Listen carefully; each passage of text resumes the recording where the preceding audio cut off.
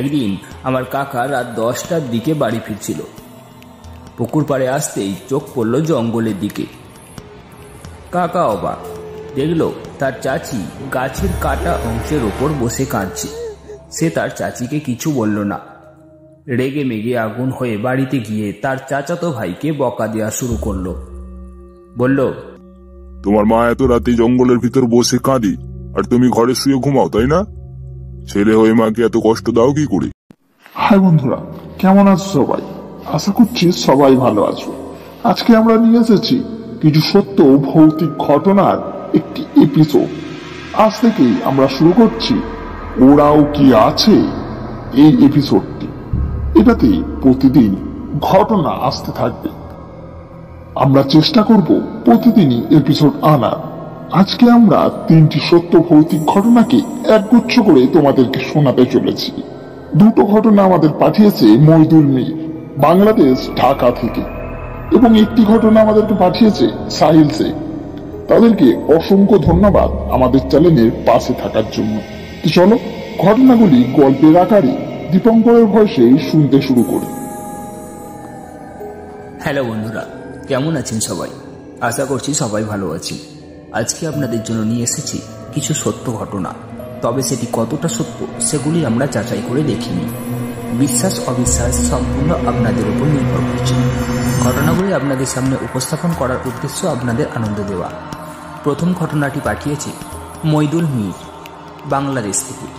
অনেক ধন্যবাদ জানাই মইদুল মীরকে আমাদের চ্যানেলের পাশে থাকার জন্য আর এমন একটা সুন্দর ঘটনা উপহার দেওয়ার জন্য।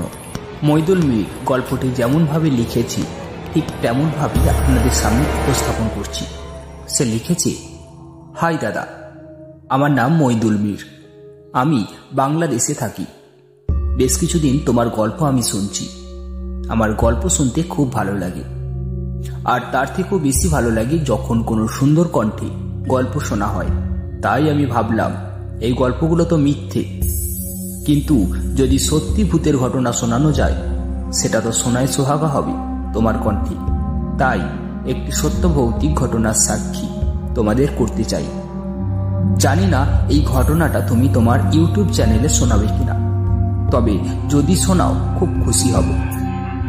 জানি গুছিয়ে লিখতে পারলাম না, কি করব বলো?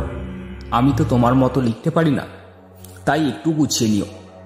চলো ঘটনাটায় আসি। আজ যে ঘটনাটি বলতে যাচ্ছি তা আমার নানির মুখে শোনা।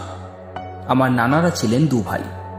বাংলাদেশ ঢাকায় নিজেদের পৈতৃক বাড়িতে তারা তাদের পরিবার নিয়ে যৌথভাবে বাস করতেন। তাদের বৃদ্ধ মা তাদের সাথে থাকতেন। ঘটনাটি ঘটে আমার বড় নানার সাথে। নানারা যে বাড়িতে থাকতেন তার পূর্ব দক্ষিণ বরাবর টয়লেট ছিল। এর পাশেই ছিল এক বেলগাছ। বাড়িতে একটি মাত্র টয়লেট থাকায় অনেক মানুষ তা ব্যবহার করার কারণে স্বাভাবিকভাবেই অনেক নোংরা হতো। বড় নানা প্রতিদিন ফজরের ওয়াক্তে উঠে টয়লেট পরিষ্কার করতেন। ঘটনাটি যেদিন ঘটে সেদিন ছিল পূর্ণিমা। চাঁদের আলোয় চারিদিক ভেসে যাচ্ছিল। হঠাৎ আজানের শব্দে নানার ঘুম ভেঙে যায়। তিনি বাইরে তাকিয়ে দেখেন চারিদিক ফর্সা হয়ে আছে। তিনি মনে করেছিলেন ফজরের ওয়াক্ত হয়ে গেছে, তাই একটি ঝাড়ু, এক বালতি পানি ও একটি হ্যারিকেন নিয়ে টয়লেট পরিষ্কার করতে বেরিয়ে পড়লেন। চোখে ঘুম থাকার কারণে তিনি বুঝতেই পারেননি তখনও ভোর হতে অনেক দেরি। আর যেটা আজান ভেবেছিল সেটা আজানের শব্দ না, ওটা ওনার মনের ভুল। আসলে ঘরের ভেতর পাখা চললে পাখার শব্দ রাতে অনেক রকম শব্দ সৃষ্টি করে। বড় নানা টয়লেটের কাছাকাছি গিয়ে দেখতে পেলেন তার মা মাটিতে পড়ে ছটফট করছে। তিনি বললেন, মা, এত রাতে এখানে কি করো? ওনার মা মাথা না তুলে বলল, বাবা, আমি টয়লেটে এসেছিলাম, ফেরার পথে পড়ে গেছি, খুব লেগেছে। হ্যারিকেনটা রেখে আয়, আমাকে তোল। নানা হ্যারিকেন রেখে তার মার দিকে যেতে লাগলেন। হঠাৎ পেছন থেকে একটি চিৎকার করে ডাকার শব্দ শোনা গেল। সেই শব্দ শুনে নানা পেছনে তাকাতেই চমকে উঠলেন, কারণ তার মা ঘরের ভেতর থেকে ডাকছে, ইউসুফ, কার সাথে কথা বলছিস? আর এত রাতে টয়লেট পরিষ্কার করতে এসেছিস কেন? রাত তখন 2টা বাজে। টয়লেটের দিকে তৎক্ষণাৎ ঘুরে দেখেন সেখানে কেউ নেই। সাথে সাথে তিনি মাথা ঘুরে পড়ে যান। নানার অনেক জ্বর আছে। 3 দিন পর এনার জ্বর কমে। এরপর একজন হুজুর ডেকে আনা হয়। তিনি বাড়িতে ঢুকেই বললেন, এখানে খারাপ একটা জিন আছে। ওই খারাপ জিনটা নাকি বহুদিন থেকে এখানে থাকে। টয়লেটের পাশের বেলগাছটাই ওনার আস্থানা। সেদিন রাতে নানার মা যদি নানাকে না ডাকতেন তাহলে জিনটার কাছে গেলেই সে নানাকে মেরে ফেলত। এরপর তিনি বাড়িটা বন্ধ করে দেন এবং বেলগাছটি কেটে ফেলতে বলেন। বেলগাছটা কাটার জন্য যেই না করাত চালিয়েছে ঠিক সেই সময় গাছের ভেতর থেকে টাটকা রক্ত বেরিয়ে আসতে থাকে। এই সমস্ত দেখে নানার অনেক ভয় পেয়ে যায়। এরপর তারা হুজুরকে ডাকি। উনি এসে একটা তাবিজ গাছের গায়ে বেঁধে গাছটা কাটতে বললেন। তারপর গাছের ভেতর থেকে রক্ত বেরোনো বন্ধ হয়, কিন্তু নানার মুখ থেকে রক্ত পড়তে শুরু করে। হুজুর দাঁড়িয়ে থেকে সব গাছ কাটান, নানার চিকিৎসা করতে বলেন। আর ডাক্তার জানায় নানার শরীর গরম হয়ে যাওয়ার কারণে রক্ত বেরিয়েছিল। তারপর থেকে আর কোনো সমস্যা দেখা যায়নি। জানি এই ঘটনাটা হয়তো অনেকে বিশ্বাস করবে না, কিন্তু সত্যি বলছি এটা হয়েছিল। শুরু করছি মইদুল মীরের দ্বিতীয় ঘটনা। এতক্ষণ বলছিলাম নানু বাড়ির ঘটনা, এবার বলবো আমার বাড়ির ঘটনা। আমাদের বাড়ির বর্ণনা দিই। আমাদের বাড়ি রোড থেকে কয়েক সেকেন্ডের রাস্তা। রাস্তাটা মাটির। বাড়ি যাওয়ার পথে রাস্তার 2 ধারে 2টি পুকুর পড়ে, যার একটি ভালো অন্যটি খারাপ। খারাপ পুকুরটার চারপাশে ছিল ঘন জঙ্গল, তার মাঝে ছিল একটা বড় আম গাছ। ঘটনার আগের দিন গাছটা কেটে ফেলা হয়েছিল। এবার ঘটনা সেই কাটা আম গাছকে ঘিরে। একদিন আমার কাকা রাত 10টার দিকে বাড়ি ফিরছিল। পুকুর পাড়ে আসতেই চোখ পড়ল জঙ্গলের দিকে। কাকা অবাক, দেখল তার চাচি গাছের কাটা অংশের ওপর বসে কাঁদছে। সে তার চাচিকে কিছু বলল না। রেগে মেগে আগুন হয়ে বাড়িতে গিয়ে তার চাচাতো ভাইকে বকা দেওয়া শুরু করলো। বলল, তোমার মা এত রাতে জঙ্গলের ভিতর বসে কাঁদে আর তুমি ঘরে শুয়ে ঘুমাও, তাই না? ছেলে হয়ে মাকে এত কষ্ট দাও কি করে? তখন তার চাচাতো ভাই বলল, তুই এসব কি বলছিস? কাকাকে ডেকে নিয়ে দেখালো। ওই তো আম্মা তো ঘরেই ঘুমাচ্ছি। এটা কাকা দেখে অবাক হলো, প্রচন্ড ভয়ও পেল। বলল, আমি জঙ্গলে কাটা গাছের উপর কাকে দেখলাম তাহলে? আজকে তৃতীয় ঘটনাটি পাঠিয়েছি মুর্শিদাবাদ থেকে সাহিল। অনেক ধন্যবাদ জানাই শেখ সাহিলকে আমাদের চ্যানেলের পাশে থাকার জন্য এবং এত সুন্দর একটি ঘটনা গল্পের আকারে আমাদের মাধ্যমে শ্রোতাদের উপহার দেওয়ার জন্য।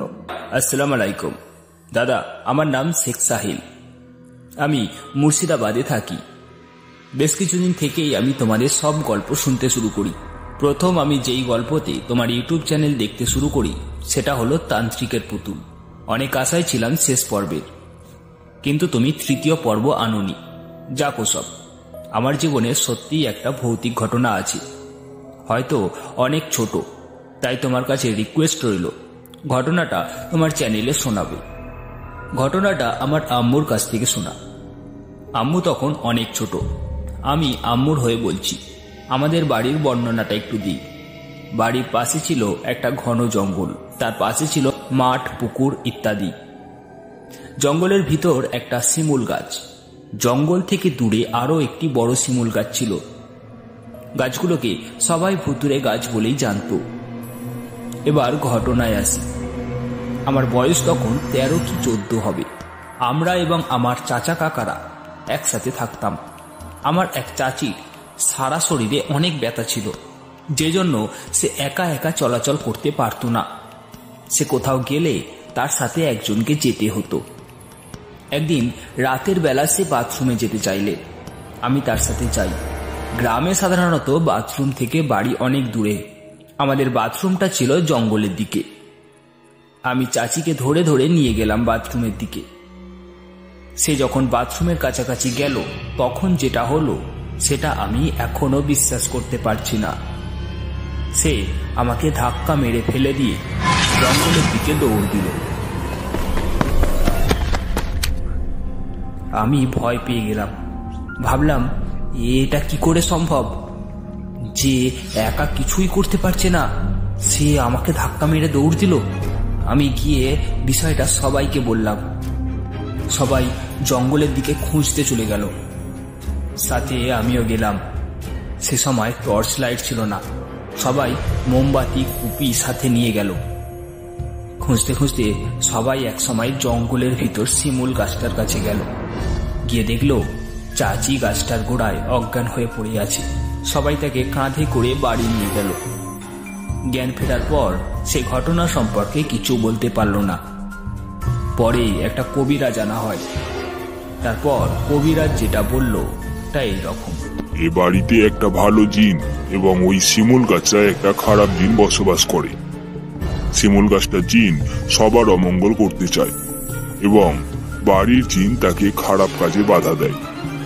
খারাপ জিন আমার চাচিকে মেরে ফেলতে চেয়েছিল, সেজন্য তাকে বাথরুমের সামনে থেকে ধরে নিয়ে গিয়েছিল। খারাপ জিনটা যদি চাচিকে গাছের ওপর তুলতে পারত তাহলে চাচিকে বাঁচানো যেত না।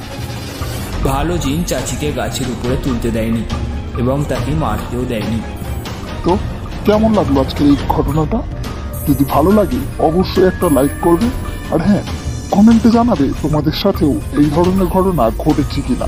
যদি ঘটে থাকে অবশ্যই আমাদেরকে পাঠাতে বলো না। কি করে পাঠাবে তার জন্য আমার জিমেল আইডি আছে। তো আমার জিমেল আইডি হলো hanifalijan7@gmail.com। যদি তোমরা জিমেলে ঘটনা না পাঠাতে পারো তাহলে অবশ্যই আমার ফেসবুক আইডি হানিফ শেখ বা দীপঙ্কর দেওয়ানে ঘটনাটা পাঠিয়ে দিতে পারো। তোমাদের প্রতিটা ঘটনা আমরা খুব যত্ন সহকারে শ্রোতাদের কাছে পড়ে শোনাবো। আর হ্যাঁ, নিজের নামটা লিখতে ভুলবে না। চলো, দেখা হচ্ছে পরবর্তী নেক্সট এপিসোডে, যেটা হবে এর থেকেও ভয়ঙ্কর।